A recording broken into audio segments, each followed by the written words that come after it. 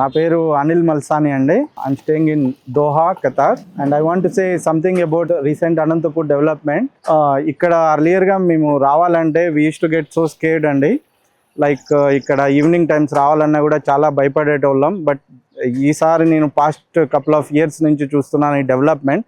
The way hour MLA sir mister Daggubati Prasad sir, when I checked about him, the way he developed the roads and infrastructure here, especially in this particular areas, it's an amazing and drastic change.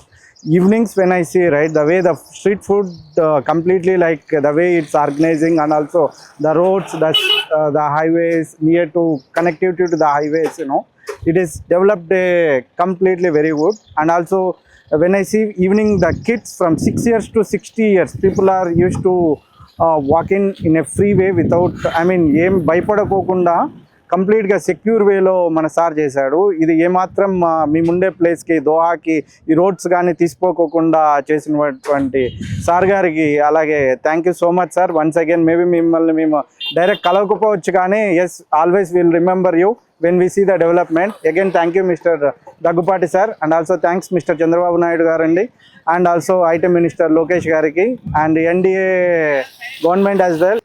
నా పేరు సునీల్ కుమార్ అండి. మారుతినగర్లో ఇక్కడే ఉంటాను. మనం చూస్తున్నాం రహదారులు అయితేనేమి చాలా గత 30 ఏళ్ళ నుంచి మట్టి రోడ్లు ఉండేటివి. ఇప్పుడు మనం చూస్తున్నట్లయితే తార్ రోడ్లు కానీ ఎంత డెవలప్మెంట్ అయిందో, ఒక స్ట్రీట్ లైట్స్ అయితే ఏమి, రహదారులు అయితే ఏమి, సీసీ రోడ్లు అయితే ఏమి, ఎంత నీట్గా ఉందో మనం చూస్తున్నాము. గత 30 ఏళ్ళ నుంచి ఎంత అధ్వానంగా ఉండేది, ఇప్పుడు మన దగ్గుపాటి అన్న ఆధ్వర్యంలో యుద్ధ ప్రతిపాదిన రహదారులన్నీ పూర్తి చేశారు. ఎమ్మెల్యే గారికి చాలా థ్యాంక్ యూ అండి.